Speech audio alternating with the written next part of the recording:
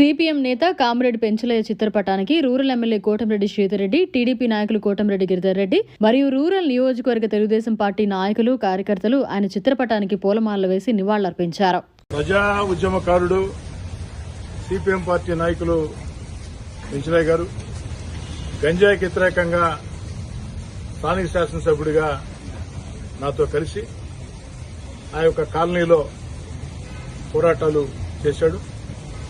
పోలీసుల కూడా ఆ ప్రాంతానికి విచ్చేసి అవగాహన శిబిరాలు పెట్టారు.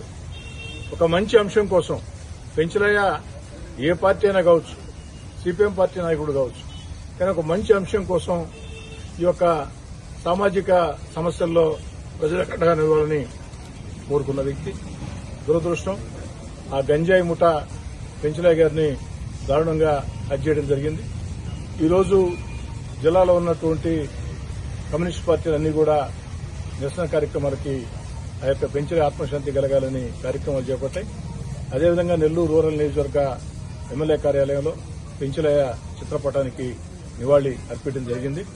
ఏది ఏమైనా పెంచలయ్య మరణం తర్వాత పెంచలయ్య ఆత్మశాంతి కలగాలంటే ఆయన భావాలకు దగ్గరగా ఉన్న అందరూ వ్యక్తులు కూడా పార్టీలకు అతీతంగా ఆ పార్టీ ఈ పార్టీ తేడా లేకుండా, దీంట్లో పార్టీ గొడవలు, పార్టీ భేదాలు కాకుండా అన్ని పార్టీలు కలిసి వచ్చి అన్ని పార్టీలు కలిపి ఆ గంజాయికి వ్యతిరేకంగా భవిష్యత్తులో అతి త్వరలోనే ఒక కార్యాచరణని సిద్దం చేస్తానని చెప్పని మాట ఇస్తూ స్థానిక శాసనసభ్యుగా నా బాధ్యత ఇది.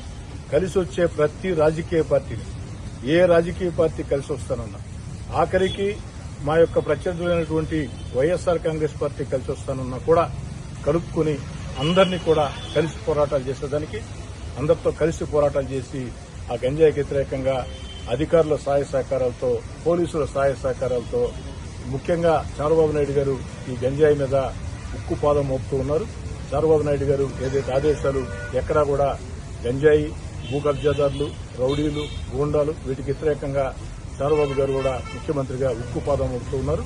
వారి ఆకాంక్షలకి గౌరవించే విధంగా ఒక మంచి సుపరిపాలన ప్రజలకి అందించే విధంగా ముందుకు సాగుతామని, అతి త్వరలోనే ఈ గంజాయికి వ్యతిరేకంగా నెల్లూరు రూరల్ నియోజకవర్గంలో ఒక ప్రత్యేక కార్యాచరణ కలిసి వచ్చి అన్ని రాజకీయ పార్టీ కలిపి ఆ యొక్క ముందుకు సాగుతామని, అదేవిధంగా చనిపోయిన పెంచలయ్య కుటుంబానికి స్థానిక శాసనసభ్యుడిగా అన్ని రకాల కూడా సిపిఎం పార్టీతో కలిసి అండగా ఉంటారని చెప్పని తెలియజేస్తారు.